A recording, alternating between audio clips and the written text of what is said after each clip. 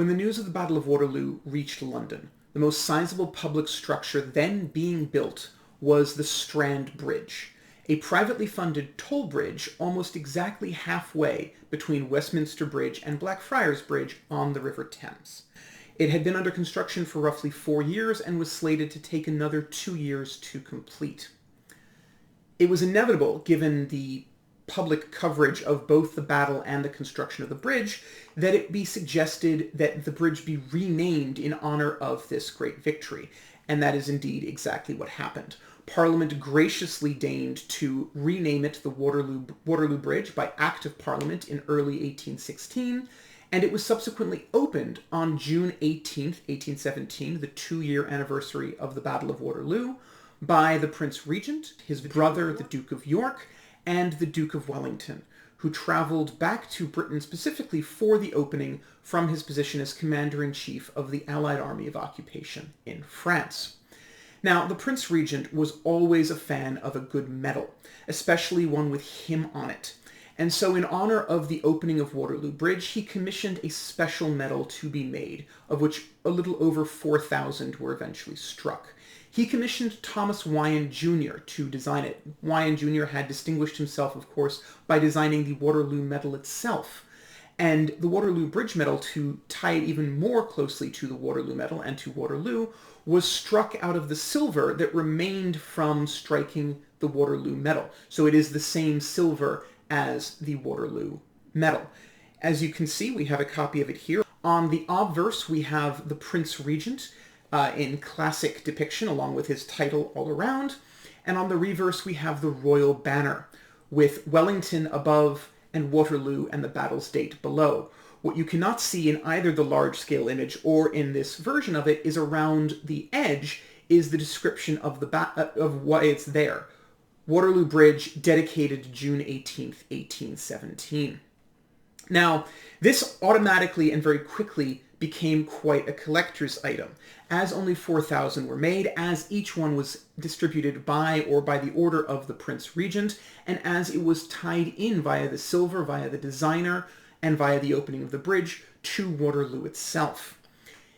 In terms of Waterloo memorabilia, it is on the rarer side. It's also on the least well-known side, but it does illustrate rather neatly how much civilian and royal effort went into tying their reputations to the bridge and therefore to the battle.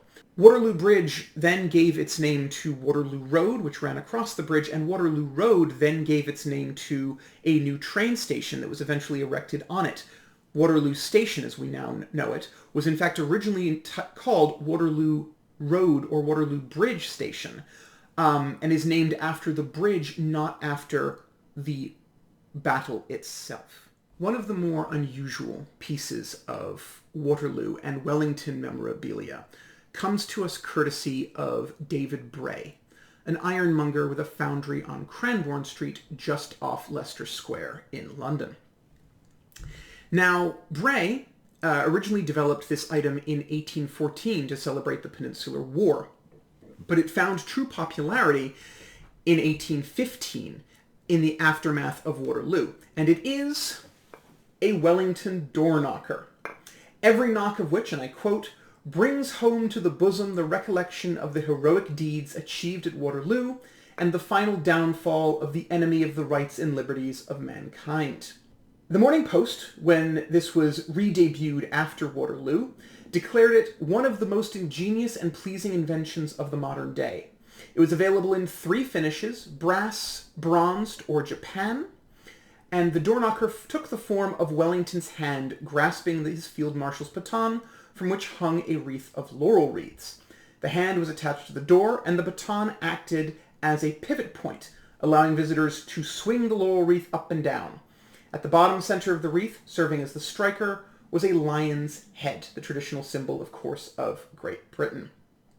Now, original advertising copy indicates that the knocker was intended to be sold with a strike plate in the form of a French eagle, so that each strike reaffirmed the defeat of French imperial ambitions by the British lion. Unfortunately, the strike plate eagles are much rarer than the Wellington knockers themselves, and thus are harder to find. So here we have an example of the knocker, but not the strike plate. I've looked at these things for several years, and I've actually never seen one of the original strike plates. The knocker seems to have made Bray's name, as advertisements for unrelated products noted that his much-admired Wellington door knocker could be had at the same address, presumably the door of which featured another one of these so that you could register your interest and purchase one for yourself. There are, in fact, countless examples of unexpected, interesting Waterloo merchandise and just desperate attempts to capitalize on the victory. I'm not going to go through them all, but I did want to share a few other of my favorites. Spode, the well-known producer of blue underglaze patterns, honored the victory with a Waterloo pattern, which first appeared in 1818. It featured a surround of laurel wreaths and rosettes of flags, weapons, and armor, while at the center of each piece was a depiction of a battle from the Napoleonic Wars, culminating, of course, with Waterloo. The pattern proved popular enough that it remained in production through at least the 1830s.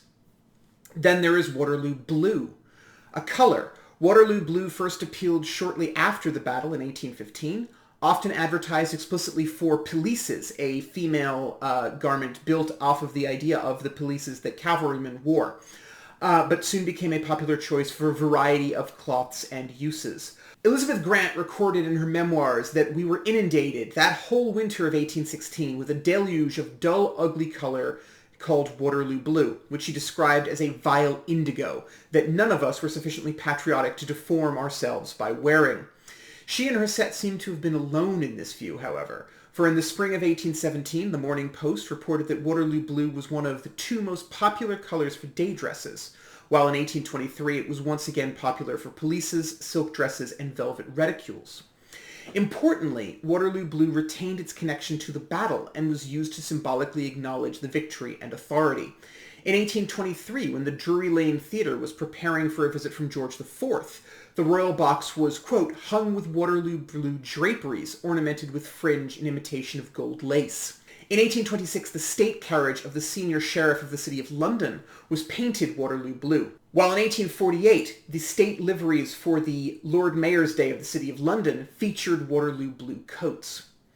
In addition to house furnishings and fashions, the horticulturalists and botanists of Britain went out of their way to ensure that a number of plants would bear the name of the battle. One 1839 treatise on flowers lists 7 carnations, 3 pinks, which are another type of dianthus flower, 4 auriculas, 2 polyanthi, a tulip, and a hyacinth, all named Waterloo.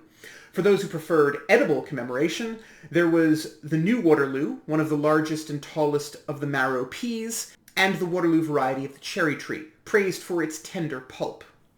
Finally, we have snuff. In the winter of 1815, Poole and Company, the London tobacconists, not to be confused with the Savile Row tailor of the same name, offered their Waterloo mixture, quote, a composition exclusively their own, composed of some of the finest genuine foreign snuff. It proved so popular that in an advertisement early in 1816, the company stressed that the blend was exclusive to them, as, quote, the celebrity the Waterloo mixture has acquired has induced several persons to offer for sale a spurious article under that name. Their advertising continued this trend throughout the winter, and a year later they still noted they were the sole proprietors of the Waterloo mixture. The snuff became so recognizable that it was parodied. In September of 1818, the Morning Chronicle ran, quote, the Diary of a Modern Dandy. In it, the anonymous dandy notes that a snuff expert has invented a new mixture, Wellingtons and Blüchers, which he has named in honor of the meeting of the two heroes after the Battle of Waterloo, La Belle Alliance, and notes that it is a good bit, quote, not to be sneezed at.